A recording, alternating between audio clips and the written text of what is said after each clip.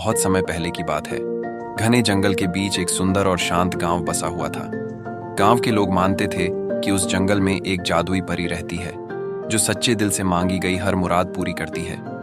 लेकिन वह परी सिर्फ उन्हीं के सामने प्रकट होती थी जिनका दिल सच्चा और स्वभाव दयालु होता था। गांव में एक छोटी लड़की रहती थी जिसका नाम मीरा था। मीरा बहुत दयालु और समझदार थी। वह हर दिन पक्षियों को खाना खिलाती और जानवरों की देखभाल करती। लेकिन उसके दिल में एक छोटी सी इच्छा थी। वह चाहती थी कि उसके गांव में हर कोई खुश रहे और कभी किसी को दुख का सामना न करना पड़े। एक दिन मीरा जंगल में लकड़ियां इकट्ठा करने गई। चलते चलते वह रास्ता भटक गई और गहरे जंगल में पहुंच गई। तभी उसने एक मधुर आवाज सुनी। उसने चौंकते हुए देखा कि एक पेड़ के नीचे एक चमकती हुई रोशनी है।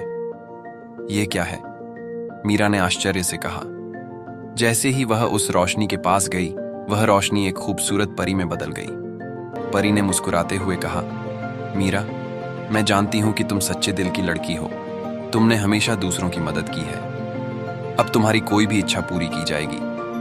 मीरा ने झिझकते हुए कहा, परी माँ, मेरी इच्छा है कि मेरे गांव के सभी लोग हमेशा खुश रहें और हमारे गांव में कभी भी दुख ना आए। परी ने अपनी जादुई छड़ी घुमाई और कहा, तुम्हारी सच्चाई और दया के कारण तुम्हारी यह इच्छा पूरी होगी।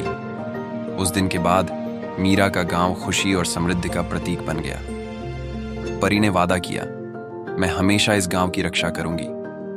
मीरा और गांव के लोग परी के आशीर्वाद से सुखी और संतुष्ट जीवन जीने लगे। अरे वाह, अंत भला तो सब भला, अंत भला